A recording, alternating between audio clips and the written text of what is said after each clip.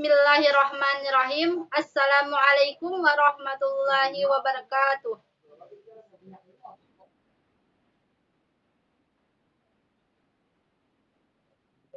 Selamat siang anak-anak. Bagaimana kabarnya hari ini?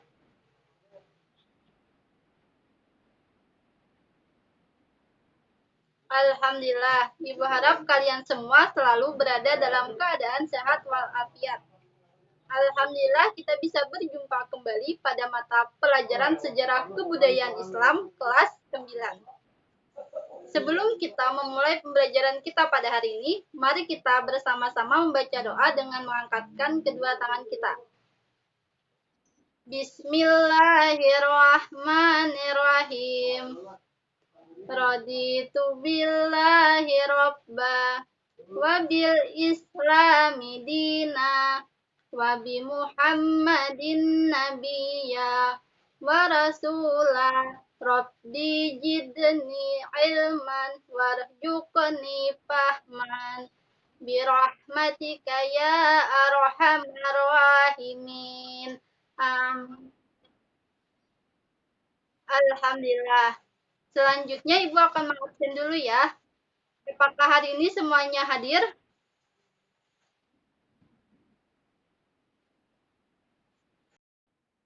Alhamdulillah. Baiklah, langsung saja Ibu akan bertanya kepada kalian, apakah ada yang tahu hari ini kita akan membahas mengenai materi tentang apa?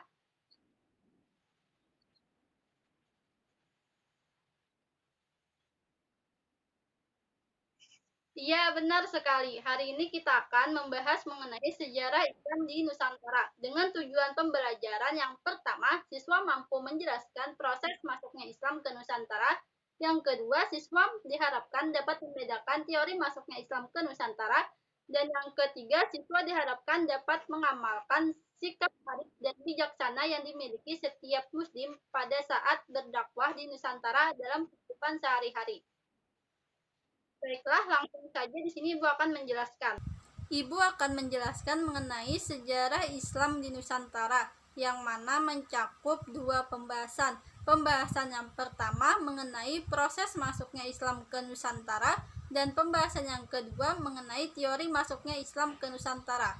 Kita akan memasuki pembahasan yang pertama, yaitu proses masuknya Islam ke Nusantara, di mana proses masuknya Islam ke Nusantara terjadi karena 6 jalur. Jalur yang pertama yaitu perdagangan. Pada tahap permulaan, saluran asimilasi adalah melalui perdagangan. Kesibukan lalu lintas berdagang pada abad ke-7 hingga 16 Masehi membuat pedagang-pedagang muslim dari Arab, Persia, dan India turut ambil bagian dalam perdagangan dari negeri-negeri Barat, Tenggara, dan Timur Asia. Kaum pedagang memegang peranan yang sangat penting dalam penyebaran agama dan budaya di Indonesia. Yang kedua, perkawinan. Jalur perkawinan ini lebih menguntungkan dan lebih mempercepat dalam penyebaran agama Islam. Yang ketiga, saluran pendidikan. Proses penyebaran Islam juga dilakukan melalui jalur pendidikan. Dalam hal ini, model pembelajaran dilakukan adalah halaqah, dengan ciri khas santri atau peserta didik menginap di asrama dengan dibimbing oleh seorang guru agama, kiai, atau ulama. Yang keempat, seni budaya. Saluran penyebaran Islam melalui kesenian yang paling terkenal adalah pertunjukan wayang yang dibawa oleh Sunan Kalijaga. Saluran yang kelima yaitu tasawuf. Tasawuf adalah ajaran untuk mengenal dan mendekatkan diri kepada Allah sehingga memperoleh hubungan langsung secara sadar dengan Allah. Orang yang ahli dalam bidang tasawuf disebut dengan sufi. Saluran yang terakhir atau yang keenam yaitu melalui politik. Di beberapa daerah di Indonesia, kebanyakan rakyatnya masuk Islam setelah penguasa atau raja memeluk Islam terlebih dahulu. Pengaruh politik para raja dan penguasa tersebut sangat membantu tersebarnya Islam di Indonesia. Baiklah, kita akan memasuki pembahasan yang kedua mengenai teori masuknya Islam ke Nusantara, di mana teori masuknya Islam ke Nusantara meliputi 4 teori. Teori yang pertama yaitu teori Mekah, di mana teori Mekah ini mengemukakan bahwa Islam masuk ke Nusantara pada abad pertama Hijriyah atau 7 Masehi. Adapun orang-orang yang membawa Islam ke Nusantara berasal dari bangsa Arab, terutama Mesir. Teori ini didasari karena beberapa hal. Yang pertama, terdapat perkampungan Arab atau Islam di pantai barat Sumatera pada abad ke-7 Masehi. Yang kedua, kerajaan Samudra Pasai bermahjab Syafi'i. Yang ketiga, raja-raja Samudra Pasai menggunakan gelar Al-Malik, di mana gelar ini berasal dari Mesir. Teori ini didukung oleh beberapa tokoh yang pertama Hamka, tokoh yang kedua Van Lier, dan yang tokoh ketiga Tiwi Arnold. Teori yang kedua yaitu teori Persia, di mana teori Persia ini berpendapat bahwa Islam masuk ke Nusantara pada abad ke-15 yang dibawa oleh bangsa Persia. Teori ini didasarkan pada banyaknya kesamaan antara budaya Persia dengan masyarakat Indonesia. Salah satunya ialah peringatan 10 Muharram atau Hari Asyura. Teori yang ketiga yaitu teori Gujarat. Teori ini mengemukakan bahwa Islam masuk ke Indonesia pada abad ke-13 Masehi yang dibawa oleh bangsa Gujarat atau Cambai dari India.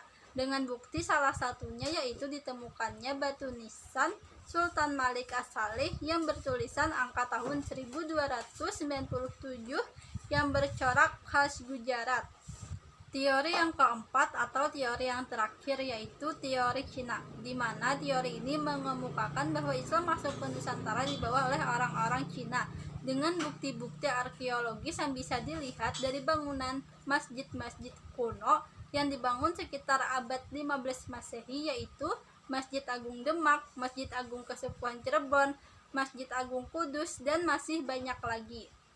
Itulah tadi penjelasan dari Ibu. Apakah ada yang ingin ditanyakan atau ada yang masih kurang jelas?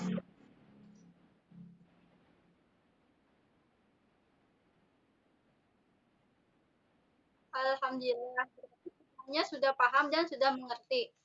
Selanjutnya Ibu akan melakukan game atau permainan. Di sini Ibu memiliki beberapa potongan kertas, di mana dalam potongan kertas ini terdapat berupa pertanyaan dan jawaban.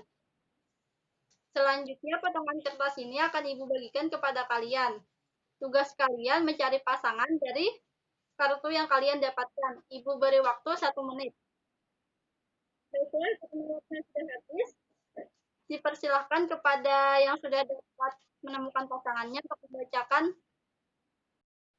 Iya, dipersilahkan kepada Asia.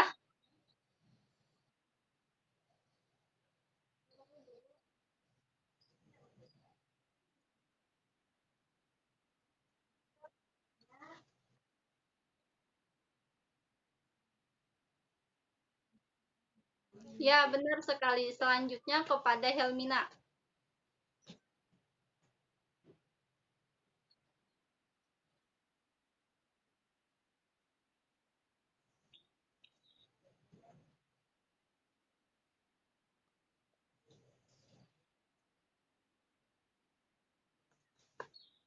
Ya, Alhamdulillah.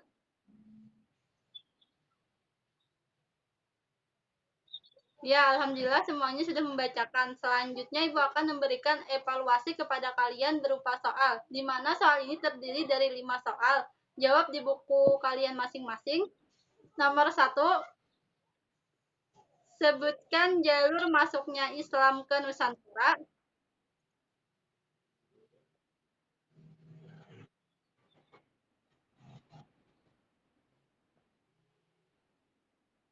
Nomor 2, sebutkan titik Islam ke Nusantara.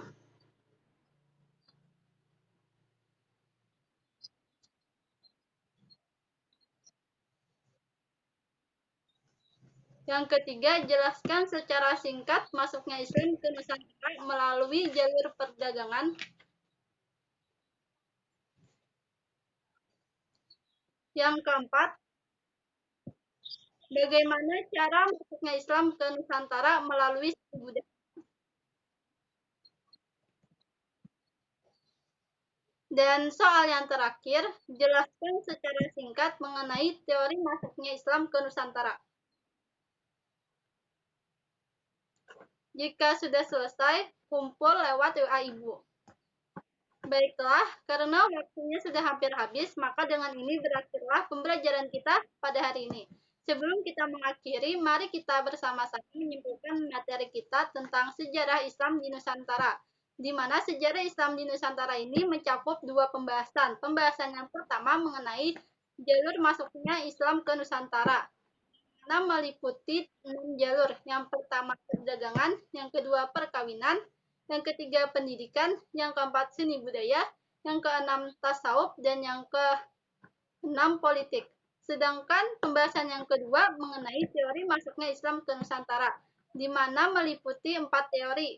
Teori yang pertama, teori Mekah, di mana masuknya Islam ke Nusantara menurut teori Mekah ini dibawa oleh orang-orang Arab, terutama Mesir. Dan teori yang kedua, teori Persia. Menurut teori Persia, bahwa Islam masuk ke Nusantara dibawa oleh bangsa Persia. Teori yang ketiga yaitu teori Gujarat. Teori ini menyatakan bahwa bangsa Gujarat yaitu dari India yang pertama kali datang ke Indonesia. Dan yang terakhir, teori Cina, yang mana teori Cina ini mengemukakan bahwa masuknya Islam ke Nusantara dibawa oleh orang-orang Cina.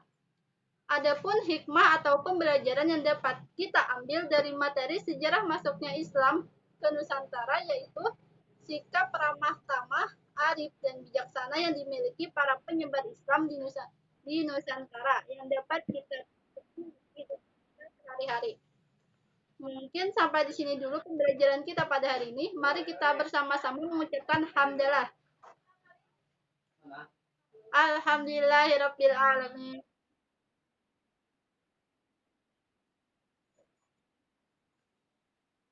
Ibu minta maaf apabila ada kesalahan kata ataupun perbuatan Ibu. Minta halal, minta ridho. Ibu akhiri dengan ucapan wabillahi taufiq wal hidayah. Wassalamualaikum warahmatullahi wabarakatuh.